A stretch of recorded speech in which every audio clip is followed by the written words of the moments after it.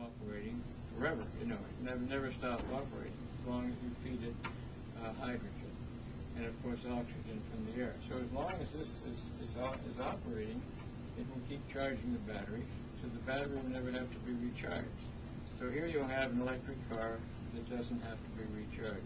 Now we have 5 silver bolts here, and we're planning to install our new battery and fuel cell in these cars and drive them from here to Washington, D.C. to show the people up there, Mr. Obama, you know this, and then from Washington, D.C. out to Los Angeles, California.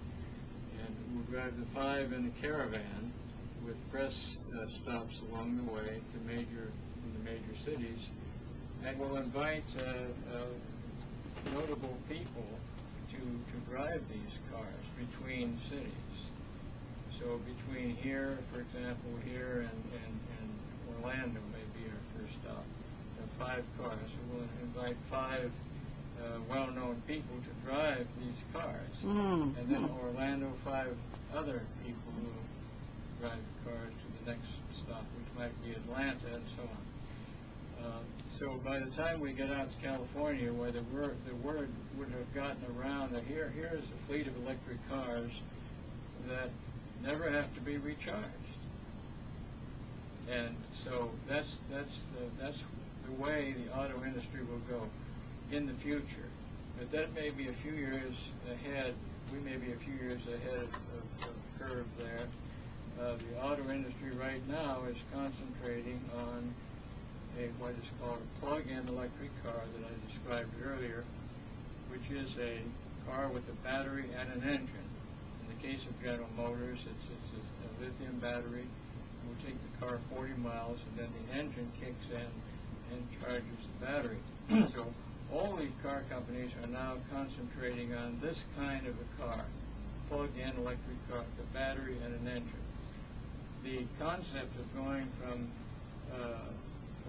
battery and engine to battery and fuel cell is something is probably off in the distant future for the car companies.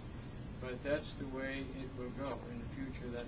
And we will be again the pioneer, showing how this can work and that it really does work. Excellent. Thank you, Toby.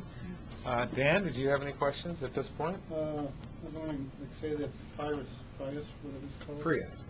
Can your battery replace their battery? Oh yes, the Prius right now has a nickel metal hydride battery in it, and we could take that battery out, put our new battery in, and our battery is much less expensive than nickel metal hydride. So that would be no problem at all. Nickel metal hydride batteries are around $400 per kilowatt hour. Lithium about $600 per kilowatt hour. Ours is $90 per kilowatt hour. Okay. So anybody who has a Prius car, Toyota car, when the battery wears out, and we need a new battery, well then we could supply them back. Excellent. And right. Toyota has been here to visit us. They're very interested in our batteries and fuel cells. Also, Kia, Hyundai have been here just a few months ago. And they again are extremely interested in our batteries and fuel cells. Excellent. Lee, would you have any questions at this point? Maybe just I found it interesting that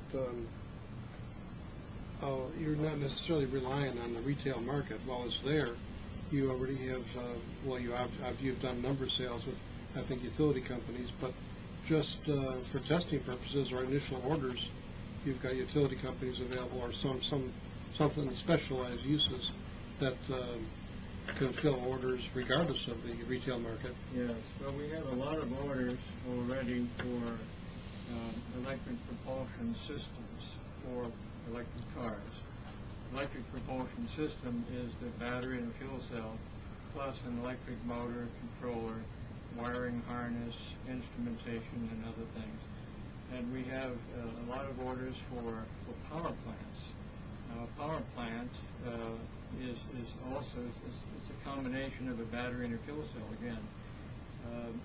for example, there's a company in Jacksonville, Florida,